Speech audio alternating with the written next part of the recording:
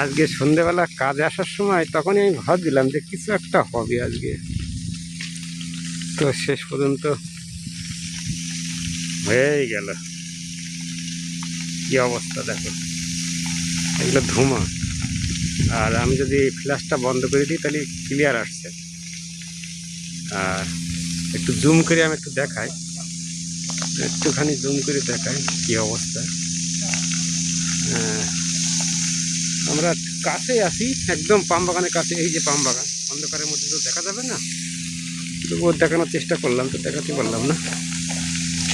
আর আগুন কিন্তু বহুত বড় লেগে গিয়েছে অলরেডি। 4-5 জায়গায় পাম বাগানের ভিতরে আগুন ঢুকে গিয়েছিল। ভাগ্য ভালো, দমকল বাহিনীর যে বড় নজলগুলো আছে, বড় মেশিন আছে, সেগুলো নিয়ে এসে আর কি নেভানো হলো আগুন।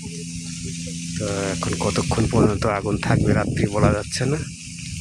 তো আমি একটু এখন রেস্টে আছি। তার কারণ হলো নজল ধরে রাখতে খুব ঝামেলা হচ্ছে। 3টে লোক নজল ধরে রাখা যাচ্ছে না, এত স্পিডে পানি ছেড়েছে। আর পানি কতটা দূরে যাচ্ছে সে অন্ধকার তো দেখাতে পারলাম না।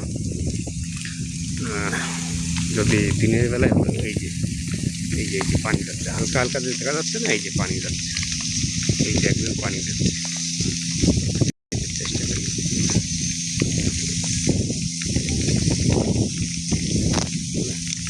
দেখা যায়, ঠিক আছে। তো এদিকে আবার একটা বড় গাছে অলরেডি আগুন লেগে গেছে, দেখতে পাচ্ছ। তো রাতের ভিডিও অতটা ভালো হয় না, তো ভিডিওটা এখানে শেষ করে দিচ্ছি।